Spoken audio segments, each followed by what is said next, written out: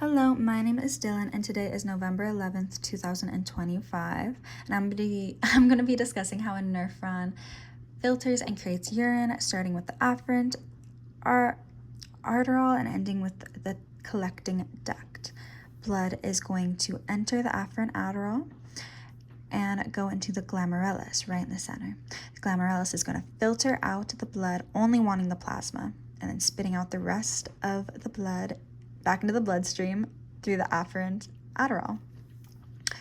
Now, once this plasma has been filtered, gone through the glomerulus, and entered the Bowman's capsule right here, filtered through and entered the tube, this plasma is no longer going to be referred to as plasma, but instead going to be referred to as filtrate. Before I go into where filtrate's going to go and what's going to happen to it, we're going to talk about a few hormones, starting with angustin 2, which is released when the blood pressure is low. And angustin 2 is going to come over and it's going to constrict or kind of block the efferent arteriole. And what this is going to do, it's going to allow the capillaries in the glomerulus to properly filter out the blood present while the blood pressure is low. ANP, on the other hand, is activated when the blood volume is very high, and it's going to come over and constrict or block the afferent arteriole, allowing for a constant natural flow of blood in. So there's no backup of blood anywhere in the system or a rush of blood. We want a constant good amount of blood coming in. No epinephrine is going to come in and also constrict this area. No epinephrine is only released and only present when the body is in shock or in fight or flight. So the reason no epinephrine comes over here and blocks this area when your body is in fight or flight is because your body is trying to survive and it's only using its blood right now for the vital organs such as your heart, your brain, trying to keep your body alive. And right now the urinary system is not seen as an important system to keep your body alive. So just during the shock period, no epinephrine is going to come in and block this area, allowing your heart and blood to receive a little bit more blood than they usually would.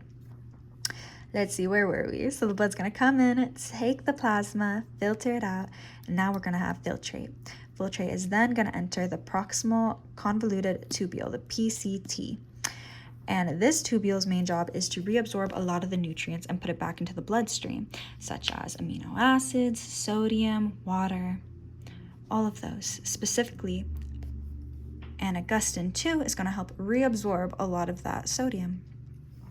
Next, the filtrate is going to go down here into the loop of Henle. It is important to note the loop of Henle, or nephron loop, dips down into the renal medulla, while the rest of the nephron is in the renal cortex. So now that we're in the renal medulla, the filtrate is going to be robbed of a lot of its blood, robbed of a lot of its water. The water is going to enter back into the bloodstream, leaving the filtrate waterless. It is also going to steal some of the sodium back into the bloodstream as well. Now entering the distal convoluted tubule, the DCT.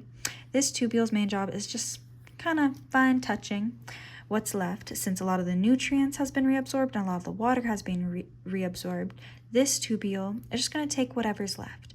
PTH specifically is going to reabsorb calcium and encourage phosphate to stay in the urinary system to be secreted out. Aldosterone is going to increase sodium reabsorption and increase potassium to be secreted out into the urinary system. ANP, as I mentioned a little bit earlier, is produced when your body has a high blood volume. So ANP is released and comes into the DCT and inhibits aldosterone.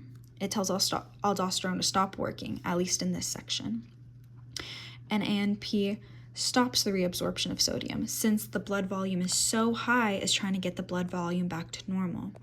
So it's trying to keep as much sodium out of the blood until it gets back to a normal state. So that's the main job of ANP. Keep sodium in the urinary system and stop aldosterone just while the blood volume is high. Now, the filtrate goes through the DCT and enters the collecting duct, which will allow the filtrate to travel onward. The collecting duct has hormones such as aldosterone, which is going to reabsorb a lot of the sodium left and push potassium to go further into the urinary system. ADH is going to help reabsorb any water that's left, kind of concentrating what's left of the urine or filtrate. All right, thank you for watching. I hope you enjoyed.